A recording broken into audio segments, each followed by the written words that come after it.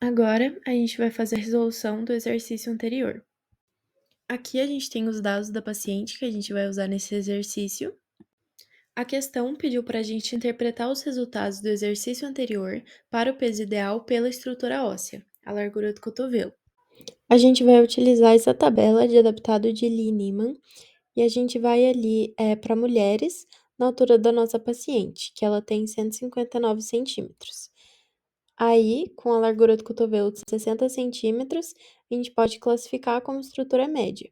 Aí fica, segundo o adaptado de Lineman 1995, a estrutura óssea da paciente é média.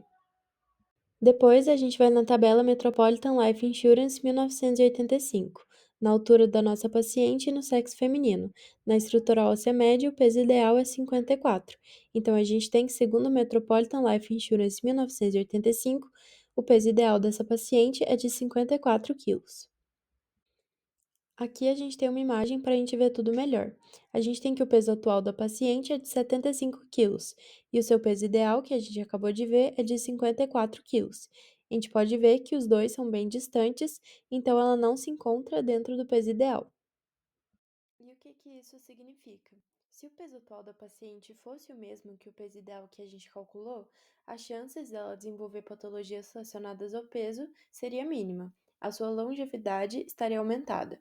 Mas como o peso atual e o ideal são valores distantes, só seria possível interpretar alguma coisa calculando o peso saudável. E como o exercício não pediu isso, só é possível afirmar que o paciente não está no peso ideal. E mesmo não pedindo no exercício, é interessante a gente fazer o cálculo do peso saudável para a gente conseguir dar uma interpretação melhor para essa paciente. Aqui está a fórmula que a gente vai utilizar, que é o peso saudável mínimo e o peso saudável máximo. E qualquer valor entre esses dois pesos que a gente vai calcular é o peso saudável. A gente vai começar calculando o peso saudável mínimo, que é 18,5 vezes a altura em metros.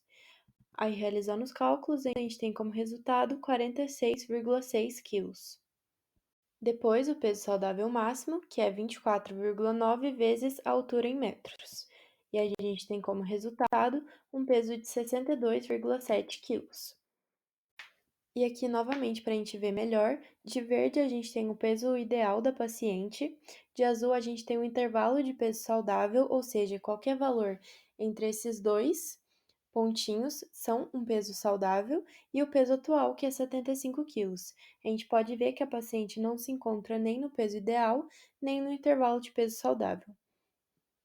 Com isso, a gente vê que o peso atual, que é de 75 quilos, está fora do peso ideal e do peso saudável.